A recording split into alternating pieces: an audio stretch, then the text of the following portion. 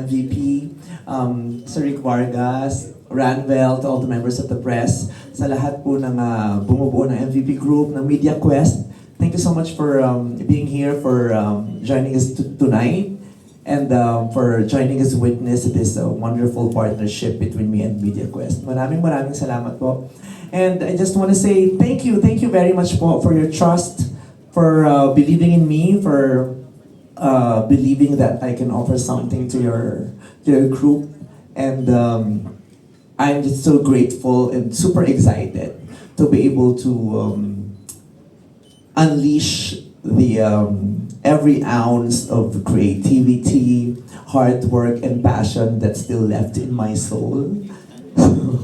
So sa ilang taon na rin akong araw-araw yung napapanood sa telebisyon, pero naniniwala pa rin naman ako na meron pa akong maibibigay, meron pa akong ibubuga, at natutuwa ako na sa mga karagdagang platapormang meron po kayo, mas magiging malaya ako at magkakaroon ng pribilehiyong makapagbigay pa ng magandang serbisyo sa mamamayang Pilipino sa pamamagitan ng kind of entertainment na ino-offer ko.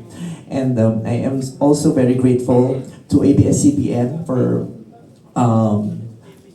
every learning na bitbit ko ngayon, sa every experience na meron ako ngayon, sa lahat ng mai-offer ko na nagsimula sa kanila, sa mga karanasan kong ibinigay sa kanila.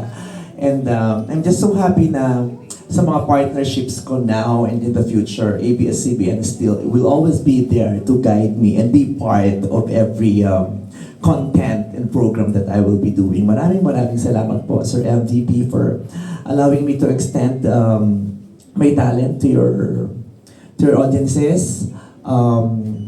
And masaya lang ako because we did not have a not so happy experience in the past, because as we all know, Showtime used to air in TV5 and then suddenly nawala. So it broke my heart at that time.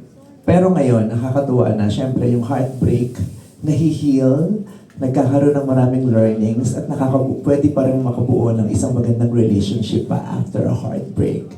At I'm just super excited. Kagabi pa lang, di ako makatulog. Ang dami kong naiisip, ang dami kong gustong content na gawin. Hindi na naman ako mapakali. At ito yung gusto kong feeling, yung excitement. Because I started Showtime 16 years ago, so almost every day for the past 16 years, nagtatrabaho ako. Pero yun ang kinakatakot ko, yung dumating ako isang araw na parang hindi na ako na-excite.